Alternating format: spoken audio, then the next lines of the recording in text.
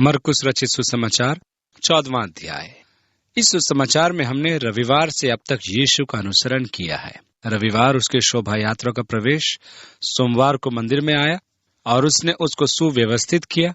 मंगलवार को जब वो आया तो उस पर प्रश्नों की बौछार की गई और शिष्यों ने उसे मंदिर में लगे विशाल पत्थर दिखाए, जिसके विषय में उसने कहा, एक के ऊपर दूसरा पत्थर भी बचा नहीं रहेगा।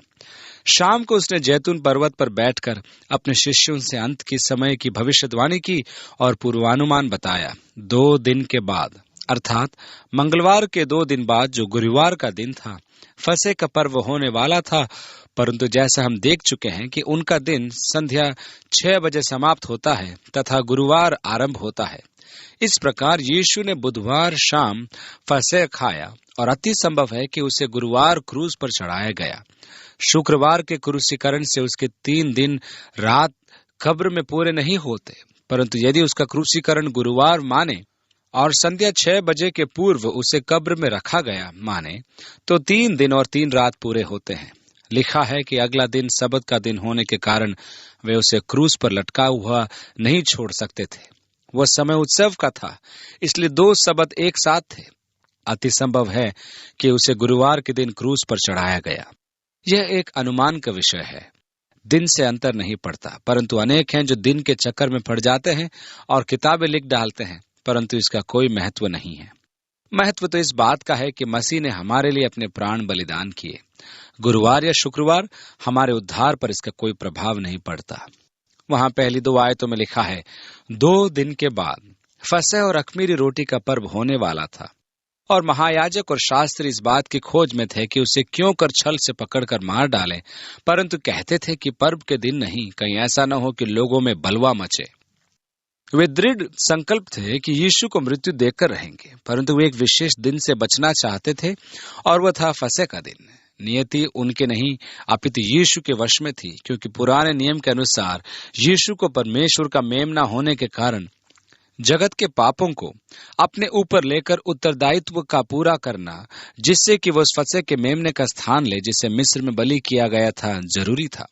इसलिए उसके लिए आवश्यक था कि वह फसह के दिन अपना प्राण दे। जिस दिन से वे बचना चाह रहे थे, उसी दिन यीशु को क्रूस दिया गया।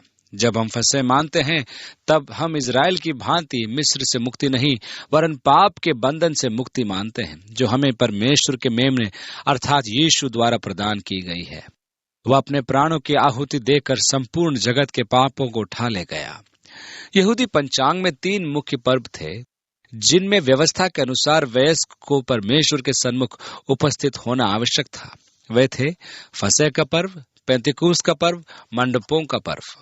फसह का पर्व इजराइल के पूर्वजों को परमेश्वर ने मिस्र के दासत्व से मुक्त कराया था। उनकी याद में फसह का पर्व मनाया जाता था।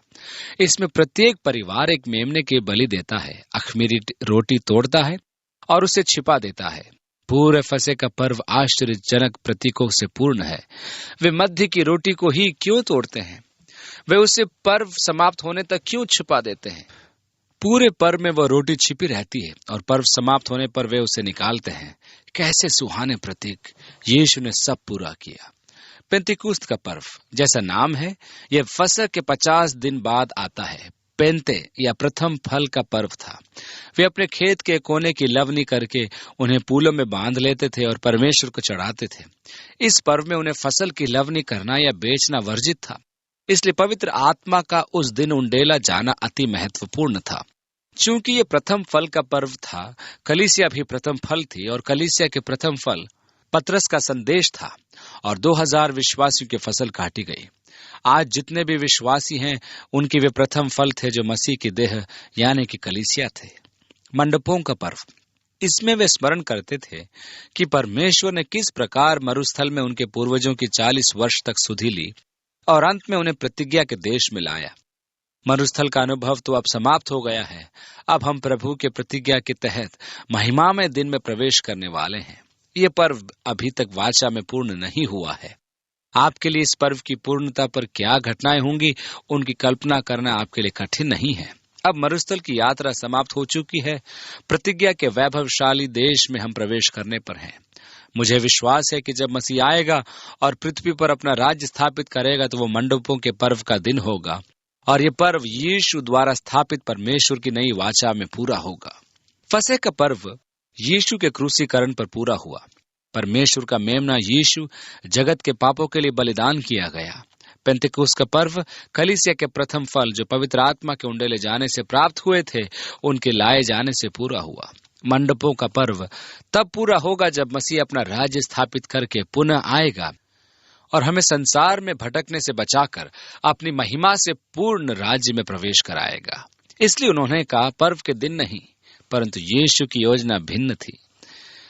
तीसरी आयत में लिखा है, जब वह बेथनिया में शमौन कौड़ी के घर भोजन करने बैठा हुआ था, तब एक स्त्री संगमरमर के पात्र में जटामांसी का बहुमूल्य शुद्ध इत्र लेकर आई और पात्र तोड़कर इस इत्र को उसके सर पर उंडेला। उस समय ये इत्र भारत से आयातित किया जाता था और अत्यधिक मूल्य का होता था। जब कोई महत्वपूर्ण अतिथि आता था तो उसके सत्कार में मेजबान उस पर यह इत्र लगाता था। उस स्त्री ने पात्र तोड़कर संपूर्ण इत्र ही यीशु पर उंडेल दिया। परंतु कोई कोई अपने मन में रिसियाकर कहने लगे, इस इत्र का क्यों सत्यानाश किया गया? यूहन्ना के अनुसार यहूदा इस्करियोती ने यह आपत्ति व्यक्त की थी। वह हृदय से निर्धनों की चिंता में नहीं था, वरन वह चाहता था कि पैसा उसके हाथ में आए। वह धनराशि में से चोरी भी करता था। इस इत्र का मूल्य 300 दिनार अर्थात 300 दिनों की मजदूरी थी। उस युग में वहां एक दिन की मजदूरी 1 दिनार होती थी। आगे लिखा है, क्योंकि यह इत्र तो 300 दिनार से अधिक मूल्य में बेचकर कंगालों को बांटा जा सकता था, और वे उसको झिड़कने लगे। यीशु ने कहा, उसे छोड़ दो, उसे क्यों सताते हो? उसने तो मेरे साथ भलाई की है। कंगाल तुम्हारे साथ सदा रहते हैं और तुम जब चाहे तब उनसे भलाई कर सकते हो, परंतु मैं तुम्हारे साथ सदा न रहूंगा। जो कुछ वो कर सकी उसने किया। उसने मेरे गाड़े जाने की तैयारी में पहले से मेरी देह पर इत्र मला है। इस पल यीशु अपने आने वाली मृत्यु से पूर्ण रूप से अवगत था। और आगे लिखा है, मैं तुमसे सच कहता हूं कि सारे जगत में जहां कहीं सुसमाचार प्रचार किया जाएगा, वहां उसके इस काम की चर्चा भी उसके स्मरण में की जाएगी। क्या यह रुचिकर नहीं कि यीशु जानता था कि वह मारा जाएगा, और वह यह भी जानता था कि उसके सुसमाचार का प्रचार संपूर्ण विश्व में किया जाएगा। सुसमाचार के प्रचार की भविष्यवाणी। उसने यीशु का अभिषेक किया बलिदान के लिए। जहां तक इत्र के सत्यानाश का प्रश्न है, यीशु के संबंध में कोई भी बलिदान या भेंट व्यर्थ नहीं होती है। पौलुस कहता है कि प्रभु के लिए हमारा परिश्रम व्यर्थ नहीं है। जो कुछ हम करें वह व्यर्थ नहीं होता है। मैंने अनेकों के लिए जो कार्य किए वे व्यर्थ गए, परंतु मैंने जो यीशु के लिए किया वे व्यर्थ नहीं गया है।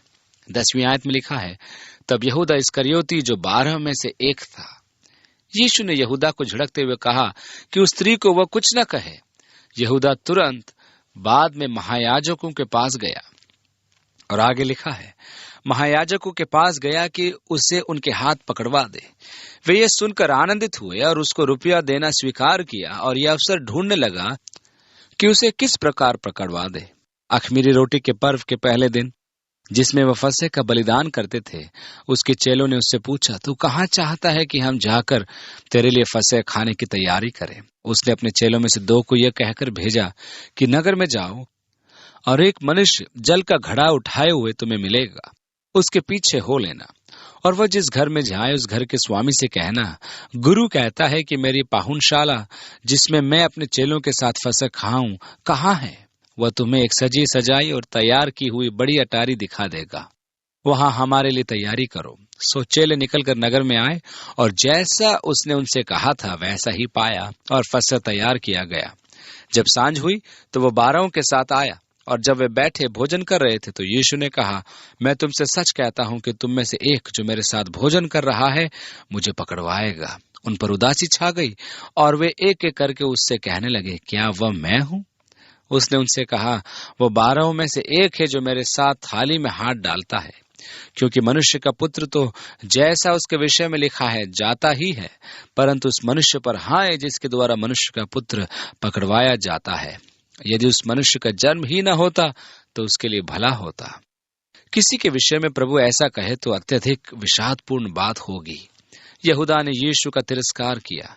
आज भी वे जो यीशु को ग्रहण नहीं करते हैं वे आधुनिक यहूदा हैं, और यीशु का कथन उन पर ठीक बैठता है।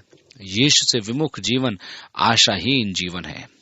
उचित तो यह है कि ऐसा व्यक्ति जन्म ही न ले और परमेश्वर के धधकते हुए न्याय से बचा रहे। इसलिए उचित होगा कि अविश्वासी जन्म ही न लेता, क्योंकि ऐसे पर परमेश्वर का प्रकोप अवश्य भड़केगा। आगे लिखा है, और जब वे खा ही रहे थे तो उसने रोटी ली और आशीष मांगकर तोड़ी और उन्हें दी और कहा, लो, ये मेरी देह है। फिर उसने कटोरा लेकर धन्यवाद किया और उन्हें दिया, और उन सब ने उस पर से पिया। और उसने उनसे कहा, यह वाचा का मेरा वह लहू है जो बहुतों के लिए बहाया जाता है। मैं तुमसे सच कहता हूं कि दाख का रस उस दिन तक फिर कभी न पीऊंगा जब परमेश्वर के राज्य में नया न पीऊं। यीशु अपने शिष्यों को फसह के विषय में नई समझ प्रदान कर रहा है। उसने रोटी तोड़ी और कहा, ये मेरी देह है जो तुम्हारे लिए तोड़ी जाती है। और फिर उसने कटोरा लिया और कहा, ये नई वाचा है, ये मेरा लहू है जो पापों की क्षमा के लिए बहाया जाता है। तब उसने कहा, ये मेरी याद में करना, मिस्र के मेमने को भूल जाओ। फिर वे भजन गाकर बाहर जैतून के पहाड़ पर गए। परंपरा के अनुसार फसह खाने के बाद भजन 118 गाया जाता था, जो मसीह की भविष्यवाणी का भजन था। वह पत्थर जिसे राज मिस्त्रियों ने निकम्मा ठहरा दिया, कोने का प्रमुख पत्थर ठहरा। ये परमेश्वर का काम है जो हमारी दृष्टि में अद्भुत है। आज का दिन यहोवा ने बनाया है, हम इसमें आनंदित होंगे। होसन्ना, होसन्ना, धन्य है वह जो प्रभु के नाम से आता है। यीशु अपने शिष्यों के साथ भजन गाते हुए अपने शिष्यों के साथ जैतून पर्वत पर आ गया। आगे लिखा है, तब यीशु ने उनसे कहा, तुम सब ठोकर खाओगे, क्योंकि लिखा है कि मैं रखवाले को मारूंगा और भेड़ तितर बितर हो जाएगी। ये जकरिया की भविष्यवाणी थी। पतरस ने सोचा था कि वह बहुत अधिक ज्ञान रखता है, इसलिए उसने विवाद किया। यीशु ने कहा था कि आकाश और पृथ्वी टल जाएंगे, परंतु उसका वचन कभी नहीं टलेगा। वचन के दो अर्थ नहीं होते, इसलिए वचन पर वाद विवाद उचित नहीं। यीशु घात किया जाएगा और उसके समस्त शिष्य तितर बितर हो जाएंगे। जीवन में यह एक सीख लीजिए कि परमेश्वर के वचन से कभी वाद विवाद न करें। आगे लिखा है, परंतु मैं अपने जी उठने के बाद तुमसे पहले गलील को जाऊंगा। पतरस ने उससे कहा, यदि सब ठोकर खाएं तो खाएं, पर मैं ठोकर नहीं खाऊंगा। ये एक खतरनाक अवस्था होती है। गर्वोक्ति, स्वयं को अन्यों से ऊपर दर्शाना कि प्रभु मैं ऐसा कर सकता हूं, परंतु मैं नहीं करूंगा, मैं कभी ऐसा नहीं करूंगा। यीशु ने उससे कहा, मैं तुझसे सच कहता हूं कि आज ही, इसी रात को, कल तक तो बहुत दूर का समय हो जाएगा, आज रात ही को, सुबह होने से पहले। यीशु आगे कहता है, मुर्गे के 2 बार बांग देने से पहले तो 3 बार मुझसे मुकर जाएगा। पर उसने और भी जोर देकर कहा, यदि मुझे तेरे साथ मरना भी पड़े तो अभी तेरा इनकार कभी न करूंगा। इसी प्रकार और सब ने भी कहा। मैं तो ये मानता हूं कि पतरस दिल से कह रहा था। मेरा विश्वास है कि पतरस प्रभु से अगाध प्रेम रखता था। यीशु मसीह के प्रति पतरस के प्रेम पर शक नहीं। मैं कभी नहीं मानता हूं कि पतरस के प्रेम की विफलता उसका विश्वास था। ये तो दुर्बलता थी जो हम सब की देह में होती है कि हम कभी कभी अपने आप को वह समझ बैठते हैं जो हम हैं नहीं, और बड़ी बड़ी बातें करने लगते हैं और प्रभु के समक्ष बिना सोचे समझे प्रण कर लेते हैं, परंतु वह हमें भली भांति जानता है। कितनी बार हम घुटनों पर गिरकर परमेश्वर से कहते हैं, हे प्रभु मेरे लिए ये काम कर दे, और मैं प्रतिज्ञा करता हूं कि मैं प्रतिदिन 1 घंटा प्रार्थना करूंगा। जब आप कहते हैं तो आप अपनी संपूर्ण निष्ठा में कहते हैं, परंतु प्रभु सिर हिलाकर कहता है, रहने दे, तू ये नहीं कर सकता। इसलिए हमारी प्रतिज्ञाएं और शपथ जो हमने खाई, उनकी कोई आवश्यकता ही नहीं थी। मुझे परमेश्वर कुछ पाने के लिए, उस पर आभार डालने के लिए प्रतिज्ञा की कोई आवश्यकता नहीं है। यदि परमेश्वर मुझे कुछ देता है तो वह अपने अनुग्रह के अनुरूप देता है, न कि मेरी योग्यता के अनुसार। परंतु मैं कितनी बार परमेश्वर का वचन देता हूं कि उसके अनुग्रह के प्रतिकार में मैं कुछ करूंगा, और मैं ये नहीं कहता कि मैं ऐसा हूं या ऐसा करता हूं, परंतु वैसा हो जाऊंगा या वैसा करूंगा। जब परमेश्वर हमारी प्रार्थना सुन लेता है तो हम ये नहीं समझे कि उसने हमारी योग्यता का फल दिया है, यह केवल उसका अनुग्रह होता है। इसलिए मुझे प्रतिज्ञा या प्रण करने की आवश्यकता नहीं। मुझे तो केवल यह मानकर चलना है कि वह मुझसे प्रेम रखता है, और क्योंकि मैं उसकी संतान हूं और वे संतान पिता पर विश्वास रखती है कि वह उन्हें उनकी आवश्यकता के अनुसार देगा, क्योंकि वह उनसे प्रेम रखता है और वे परमेश्वर से आशीष प्राप्त करेंगे। पतरस ये सब बड़ी बड़ी बातें कर रहा है और हम प्राय क्या सोचते हैं कि हम जितना जोर से बोलेंगे तो ज्यादा जोर से सुनाई देगा। परंतु क्या आप ये जानते हैं कि जब आप चिल्लाते हैं तो उसका अर्थ यह होता है कि उसका पक्ष कमजोर है। मैंने एक पास्टर के विषय में सुना जो अपने उपदेश के रूपरेखा के साथ साथ अपनी भाव भंगिमा की रूपरेखा भी बनाता था, जैसा कि कहाँ, किस, बल आदि के साथ हाथ उठाना या पटकना या सिर झुकाना या दुख से हिलाना, और एक जगह उसने लिखा कि ये विषय दुर्बल है, यहाँ जोर से चिल्लाना। कहने का अर्थ यह है कि दुर्बलता को छिपाने के लिए बहुत जोर देना पड़ता है। पतरस बलपूर्वक कहने लगा, प्रभु यदि मुझे मरना भी पड़े तो मैं तेरा इनकार नहीं करूंगा। फिर वे गतसमनी नाम एक जगह में आए। गतसमनी का अर्थ है जैतून का कोल्हू। जैसा कि नाम है वैसे ही जैतून पर्वत पर जैतून का बागान था जहां जैतून का तेल निकाला जाता था। ये आम का बगीचा नहीं था, इसमें जैतून का तेल निकालने का कोल्हू लगा था। और उसने अपने चेलों से कहा, यहाँ बैठे रहो जब तक मैं प्रार्थना करूं। और वो पतरस और याकूब और यूहन्ना को अपने साथ ले गया और बहुत ही अधीर और व्याकुल होने लगा और उनसे कहा, मेरा मन बहुत उदास है, यहाँ तक कि मैं मरने पर हूँ। तुम यहाँ ठहरो और जागते रहो। यीशु की भावनाएं अब प्रभावित होने लगी थीं, क्योंकि वो अगले दिन होने वाली घटनाओं का अनुमान लगा सकता था। अब वैसा नहीं था जैसा वो प्रतिदिन दिखाई देता था। संभव है कि उसकी सांसें भारी हो गई होंगी। यह भी संभव है कि वह सिसका होगा। शिष्यों ने संभवतः उसकी ऐसी अवस्था नहीं देखी थी। उसने अंगीकार किया कि उसका मन उदास था और इतना अधिक कि मृत्यु उसके सामने खड़ी थी। और वह थोड़ा आगे बढ़ा और भूमि पर गिरकर प्रार्थना करने लगा कि यदि हो सके तो यह घड़ी मुझ पर से टल जाए, और कहा, हे अब्बा, हे पिता। अब्बा का अर्थ है पिता।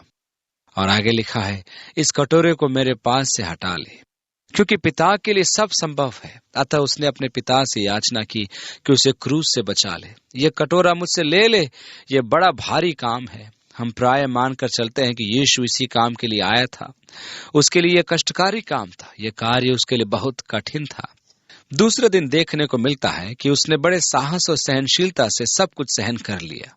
यह गतसमनी की प्रार्थना का परिणाम था कि यीशु विजयी हुआ। यीशु की यह विजय हमारी धरोहर बन गई। यीशु ने उदाहरण दिया था कि किसी शक्तिशाली व्यक्ति के घर को लूटने के लिए आवश्यक है कि लुटेरा सर्वप्रथम उस व्यक्ति को बांधे। प्रार्थना के द्वारा समस्त शक्तियों को बांधा जाता है। प्रार्थना के पश्चात मनुष्य बहुत कुछ कर सकता है, परंतु परमेश्वर के लिए मनुष्य प्रार्थना से अधिक कुछ नहीं कर सकता। यीशु ने भी प्रार्थना की। यशायाह 53 में यीशु द्वारा मनुष्य के पापों को उठाकर ले जाने का उल्लेख है। पद 10 में लिखा है, जब वह उसका प्राण दोष बलि करे तब वह अपना वंश देखने पाएगा। वह बहुत दिन जीवित रहेगा, उसके हाथ से यहोवा की इच्छा पूरी हो जाएगी। वह अपने प्राणों का दुख उठाकर उसे देखेगा और तृप्त होगा। इब्रानियों का लेखक लिखता है, जिसने उस आनंद के लिए जो उसके सामने थे निंदा की चिंता न करते हुए क्रूस की मृत्यु सहन की थी। मेरे विचार में गतसमनी में प्रार्थना करते समय परमेश्वर ने उसे स्वर्गिक महिमा के उस दिन का दर्शन कराया था। उद्धार पाए मनुष्य परमेश्वर के निकट एकत्रित होंगे और यीशु परमेश्वर के दाहिने हाथ से पुस्तक लेगा। फिर यीशु आगे कहता है, तो अभी जैसा मैं चाहता हूं वैसा नहीं, पर जो तू चाहता है वही हो। और वहां उसने विजय प्राप्त की। कैसे? परमेश्वर की इच्छा के अधीन होकर। जब तक आप अपने जीवन में परमेश्वर की इच्छा के विरुद्ध युद्ध करते रहेंगे तो आप पराजित होते रहेंगे। यह तो विपरीत विचार है। जी हाँ, मैं जानता हूं, परंतु यह सत्य है कि विजय का मार्ग अधीन हो जाना है। जब आप अपनी इच्छा परमेश्वर के अधीन कर देते हैं तो उसी पल आप विजयी हो जाते हैं। यही विजय का मार्ग है। यीशु भी उस स्थान पर आया जहां उसने अपने आप को परमेश्वर की इच्छा के अधीन कर दिया था। पिता, तेरे लिए यह संभव है, यह कटोरा मुझसे टल जाए। कितनी बार हम विभिन्न विषयों पर प्रार्थना करते हैं और कहते हैं, पिता तेरे लिए क्या असंभव है, इसे छू कर चंगा कर। या किसी विषय पर याचना करते हैं, परंतु कितना बुद्धिमानी का काम होगा कि हम प्रार्थना को पूर्ण कर लें, प्रभु मेरी इच्छा नहीं परंतु तेरी इच्छा पूरी हो। हर एक परिस्थितियां परमेश्वर के हवाले कर दीजिए और देखिए आप वास्तविक विजय प्राप्त कर सकेंगे। आगे लिखा है, फिर वह आया और उन्हें सोते पाकर पतरस से कहा, हे शमौन, तू सो रहा है? क्या तू एक घड़ी भी न जाग सका? जागते और प्रार्थना करते रहो कि तुम परीक्षा में न पड़ो। आत्मा तो तैयार है पर शरीर दुर्बल है। और वह फिर चला गया और वही बात कहकर प्रार्थना की। कुछ लोगों का कहना है कि एक ही प्रार्थना को नहीं दोहराना चाहिए। मेरा अनुमान है कि यीशु मसीह को यह बात नहीं मालूम थी और फिर आकर उन्हें सोता पाया। वे बोल नहीं पा रहे थे क्योंकि उनकी आंखें नींद से भरी थी और नहीं जानते थे कि उसे क्या उत्तर दे। फिर तीसरी बार आकर उनसे कहा, अब सोते रहो और विश्राम करो, बस घड़ी आ पहुंची। ध्यान दीजिए कि यहाँ अंग्रेजी का अपूर्ण विराम है, अर्थात वहां कुछ समय वह रुका। जब वह तीसरी बार आया तो उन्हें फिर सोते पाया तो मन में बोला, मेरे दोस्तों, विश्राम करो और सो जाओ। अपूर्ण विराम के अंतराल को हम नहीं जानते कितना होगा। मेरी कल्पना में वो वहां बैठ गया और अपने शिष्यों को निहारता रहा। तुम तो मेरे साथ जाग नहीं पाए, परंतु मैं तुम्हारे लिए जाग रहा हूं। हम नहीं जानते वह कितनी देर तक ऐसे बैठे रहा। मैं तो सोचता हूं कि वो उनके लिए प्रार्थना कर रहा होगा। वह चक्कर लगाकर उन्हें देख रहा होगा। पतरस, तू भड़बड़िया है, मुझे कोई आपत्ति नहीं, परंतु तुझे बहुत कुछ सीखना है। तुझ में क्षमता नहीं है, ऐसी महान क्षमता जिसका प्रयोग परमेश्वर कर सके। उसका विश्वास न डगमगाए पिता, उसे थामे रहना, दृढ़ता से थामे रहना। यूहन्ना आशीषित है, मैं तुझसे प्रेम रखता हूँ। तेरा स्वभाव कैसा प्रेमी है। और मेरे विचार में यीशु वहां घंटों पर बैठ गया होगा और उन्हें सोते हुए निहारता रहा होगा और वह उनके लिए दिल से प्रार्थना करता रहा होगा। यीशु ने कैफा के घर से आते लोगों का कोलाहल सुना। वे नगर पनाह के साथ साथ पर्वत की ओर आ रहे थे। उनकी बातों का शोर वाटिका तक पहुंच गया। आगे लिखा है, देखो, मनुष्य का पुत्र पापियों के हाथ पकड़वाया जाता है। उठो, चले, देखो, मेरा पकड़वाने वाला निकट आ पहुंचा है। वह यह कह ही रहा था कि यहूदा, जो 12 में से था, अपने 7 महायाजकों और शास्त्रियों और पुरनियों की ओर से एक बड़ी भीड़ तलवारें और लाठियां लिए हुए तुरंत आ पहुंची। और उसके पकड़वाने वाले ने उन्हें यह बता दिया था कि जिसको मैं चूमूं वही है, उसे पकड़कर यतन से ले जाना। और वह आया और तुरंत उसके पास जाकर कहा, हे रबी, और उसके बहुत चूमा। ध्यान देने योग्य बात यह है कि शिष्य यीशु को प्रभु कहकर पुकारते थे, परंतु यहूदा ने उसे प्रभु नहीं कहा, उसने यीशु को गुरु कहकर पुकारा। संपूर्ण सुसमाचार में उसने यीशु को प्रभु नहीं कहा। यहाँ जो शब्द चूमने के लिए प्रयोग किया गया है, उसका अर्थ है सरगर्म, अर्थात अत्यधिक प्रेम से परिपूर्ण। और यहूदा यीशु को धोखा देने के लिए उसको चुंबन देता है। आगे लिखा है, तब उन्होंने उस पर हाथ डालकर उसे पकड़ लिया, उनमें से जो पास खड़े थे। अन्य सुसमाचार वृत्तांत से मालूम होता है कि वह पतरस था। एक ने तलवार खींचकर महायाजक के दास पर चलाई और उसका कान उड़ा दिया। यह तो अच्छा हुआ कि वह नींद में था, अन्यथा वह गर्दन काट देता। दूसरे सुसमाचार वृत्तांत में यीशु ने कान को पुनः जोड़ दिया। आगे लिखा है, यीशु ने उनसे कहा, क्या तुम डाकू जानकर मुझे पकड़ने के लिए तलवारें और लाठियां लेकर निकले हो? मैं तो हर दिन मंदिर में तुम्हारे साथ रहकर उपदेश दिया करता था और तब तुमने मुझे न पकड़ा, परंतु ये इसलिए हुआ है कि पवित्र शास्त्र की बातें पूरी हो। ये ईश्वरीय आदेश है।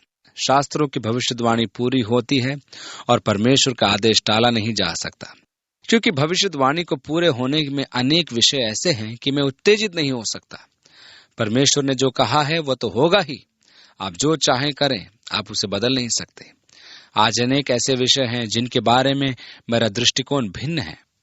मैं अनेक प्रचारकों को चीखते, पुकारते और प्रलाप करते सुनता हूं, और किन बातों के लिए? वही जो बाइबल में भविष्यवाणियां हैं, वह तो पूरी होंगी ही। किसी चीख पुकार का उस पर प्रभाव नहीं पड़ता। यीशु ने भविष्यवाणी की थी कि उसका साथ सब छोड़ देंगे, और ऐसा ही हुआ। इस पर सब चले उसे छोड़कर भाग गए। मरकुस ने अपनी स्मृति को लिपिबद्ध नहीं किया, वरन उसने पतरस साथ साथ रहकर और उसके मौखिक वृतांत को बार बार सुनाकर और उसी को लिपिबद्ध किया, क्योंकि यीशु के क्रूसीकरण के समय वो मात्र 12 वर्ष की आयु का था। मरकुस का एकमात्र व्यक्तिगत अनुभव इस वृतांत में यही एक पद है, अन्यथा संपूर्ण विवरण पतरस का है। और एक जवान अपनी नंगी देह पर चादर ओढ़े हुए उसके पीछे हो लिया और लोगों ने उसे पकड़ा, पर वह चादर छोड़कर नंगा भाग गया। चूंकि अन्य किसी सुसमाचार विवरण में इस जवान का उल्लेख नहीं है, इसलिए विद्वानों का मानना है कि मरकुस यहाँ अपनी कहानी बताता है। मरकुस की माता यीशु और उसके शिष्यों की सेवा करती थी तथा उनके लिए भोजन तैयार करती थी। इसी कारण मरकुस छोटी आयु से यीशु के व्यक्तित्व से मंत्र मुग्ध था। और यथासंभव प्रयास करता था कि उसके आसपास रहे। संभव है कि वह गतसमनी में भी था और पकड़े जाने पर निकलकर भाग गया। फिर वे यीशु को महायाजक के पास ले गए और सब महायाजक और पुरनी और शास्त्री उसके यहाँ इकट्ठे हो गए। उन दिनों में 2 महायाजक थे, जिनमें से कैफस को रोमी सरकार ने नियुक्त किया था तथा अनन्यास को लोग महायाजक मानते थे।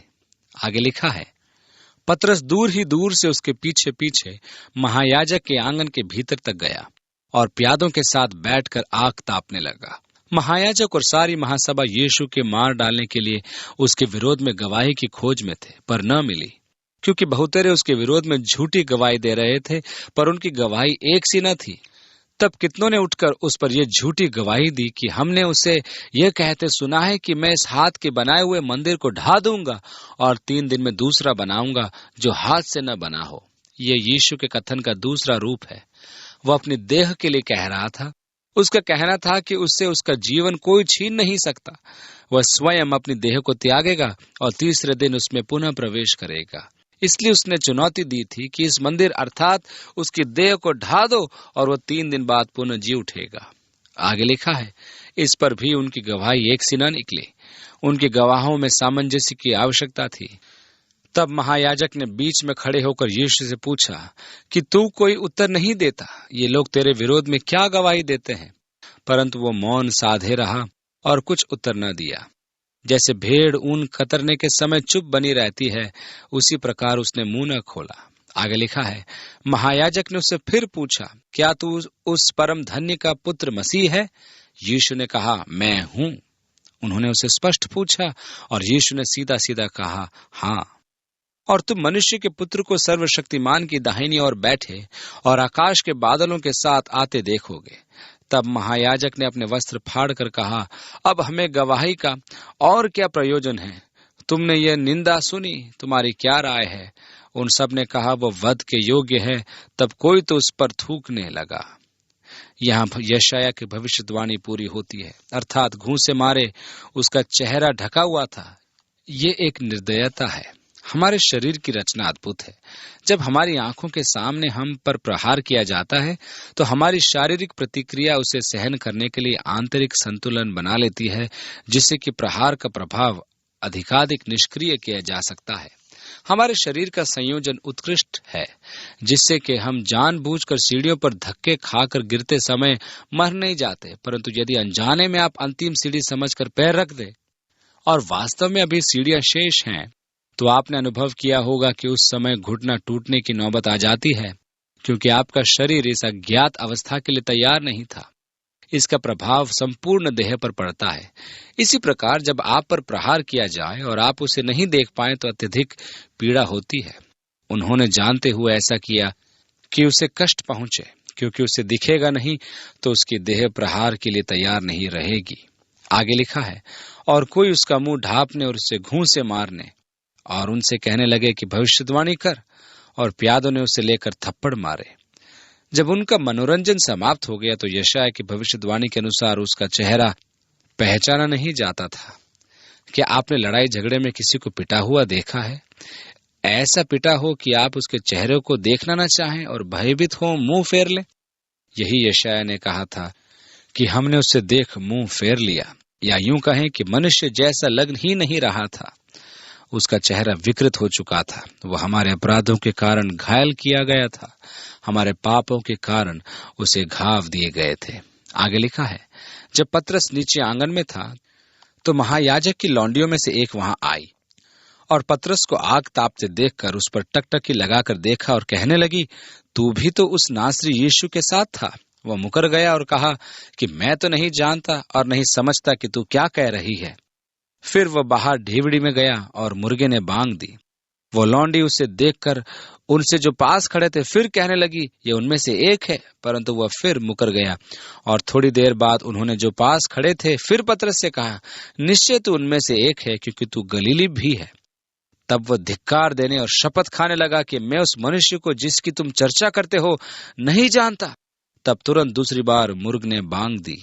पतरस को वो बात जो यीशु ने उसे कही थी स्मरण आई कि मुर्ग के 2 बार बांग देने से पहले तू 3 बार मेरा इनकार करेगा। वह इस बात को सोचकर रोने लगा ओह पतरस, परमेश्वर तुझे आशीष दे। मैं तेरी स्थिति समझता हूँ। मेरे विचार में हम सब पतरस से सहानुभूति निभा सकते हैं। हम अपनी प्रतिज्ञाओं में सच्चे हैं। हम परमेश्वर से निश्चय ही प्रेम रखते हैं। हमने तो ये सोचा भी नहीं था। हम सोचते थे कि हम खड़े रह पाएंगे, परंतु हम गिर गए। आत्मा तो इच्छुक थी और चाहती थी, परंतु हाय, देह ने साथ नहीं दिया। ये कैसे हो गया कि पतरस ऐसा विफल हुआ? सर्वप्रथम उसने अपने आप पर अधिक भरोसा किया। आत्मविश्वास से सावधान। बाइबल कहती है, जब तुम सोचते हो तुम खड़े हो तो सावधान, अन्यथा गिर जाओगे। आप परमेश्वर के लिए क्या करना चाहते हैं अथवा नहीं करना चाहते हैं, सावधान रहिए। उसकी विफलता का दूसरा कारण था कि जब उसे प्रार्थना करना था तब वह सो रहा था। हमारे लिए हम यूं कह लें कि प्रार्थना करने की अपेक्षा अन्य कार्य करना जरूरी है। यीशु ने कहा कि मनुष्य हिम्मत न हारे वरन प्रार्थना में लगा रहे। कितनी बार ऐसा होता है कि कठिन परिस्थितियों में हम प्रार्थना करने की अपेक्षा शिथिल हो जाते हैं। ओह, मेरे बस का नहीं, ये बहुत ही कठिन है, बहुत बुरा है। और प्रार्थना करने की अपेक्षा हम हिम्मत हार जाते हैं। निश्चय ही प्रार्थना का स्थान सामर्थ्य का स्थान है। उसकी विफलता का तीसरा कारण था कि वह बैरी की आग ताप रहा था। जिस क्षण आप बैरी से किसी भी प्रकार का समझौता करते हैं तो आप निश्चय ही संकट में पड़ जाते हैं। कुछ ऐसे स्थान हैं जहां परमेश्वर के संतान होने के कारण आपको सहयोग करने की आवश्यकता नहीं। दूसरे शब्दों में, बैरी की आग तापना समस्या को न्योता देता है। आपकी हार निश्चित है। और अंतिम कारण था कि पतरस ने बहुत दूर रहकर प्रभु का अनुसरण किया। आप ऐसा नहीं कर सकते। आपको निकट से निकट रहना होगा। आपको उसके साथ सदैव पहचान बनाकर रखना होगा। आप बहुत दूर के मसीह विश्वासी नहीं हो सकते। परमेश्वर के नाती पोते नहीं होते। आपको उसके साथ अपने व्यक्तिगत संबंध बनाने होंगे। आपको उसके निकट रहना होगा। परमेश्वर ने पतरस की विफलता और कारणों का ब्यौरा लिखा, जिससे कि हम ऐसी भूल न करें और विफल न हो। यदि हम प्रभु के निकटतम अनुसरण करें, यदि हम प्रार्थना में स्थिर रहें, और यदि हम स्वयं की अपेक्षा परमेश्वर में विश्वास रखें, और यदि हम उसकी संगति और सहभागिता में रहेंगे, तो निश्चय ही वो हमें ठोकर खाने से बचा सकता है और हमें निर्दोष बनाकर परमेश्वर की महिमा में आनंद के साथ प्रस्तुत कर सकता है। मुझे ये आश्वासन दिलाया गया है कि वह मुझे सुरक्षित कर सकता है जो मैंने उसे सौंपा है। जब आप अपना जीवन उसे सौंप देते हैं, तब वो आपकी सुरक्षा करता है। वह आपके लिए वह कर सकता है जो आप अपने स्वयं के लिए नहीं कर सकते। आप तो अपनी सुरक्षा किसी प्रकार नहीं कर सकते, परंतु वह आपकी सुरक्षा करता है। पतरस कहता है, विश्वास के द्वारा परमेश्वर की सामर्थ्य से सुरक्षित रखा गया है। आप भी ये प्रार्थना बार बार दोहराएं। पिता, हम तुझे धन्यवाद देते हैं कि हम अन्यों की त्रुटि से सबक सीख सकते हैं। आज हमारी सहायता कर कि सबक अच्छी तरह सीखे। प्रभु, हम तेरे प्रेम के लिए अचंभे से भरे हैं। हम तुझे धन्यवाद देते हैं कि तूने कटोरा पी लिया कि हम परस्पर सहभागिता कर पाए। हम अपने अस्तित्व और जीवन को तेरा दान मानते हैं। प्रभु, जो कुछ तूने किया उसको शारीरिक, मानसिक और आत्मिक कष्ट के रूप में क्रूस पर सहन करने के लिए तू तैयार था, जिससे कि हम पाप की शक्ति से मुक्त किए जाएं और अंधकार के राज्य से निकालकर महिमा से पूर्ण ज्योति के राज्य में लाए जाएं। धन्यवाद यीशु। प्रभु, मेरा विश्वास है कि आपके महिमा से पूर्ण राज्य में संपूर्ण अनंत काल तक हमारे हृदयों में बस एक ही सुर निकलता रहेगा, वह है धन्यवाद प्रभु यीशु। हम हमारी मुक्ति के लिए किस प्रकार आभार व्यक्त करें प्रभु, क्योंकि तू पिता की इच्छा के अधीन होकर तूने वो कटोरा पी लिया। प्रभु यीशु, तेरा धन्यवाद। तू हमें आशीष दे। हमारे जीवन पर अपना हाथ रख। हमारी सेवकाई के लिए अपना अभिषेक तू हमें दे। यीशु के नाम में पिता परमेश्वर से मांगते हैं, आमीन।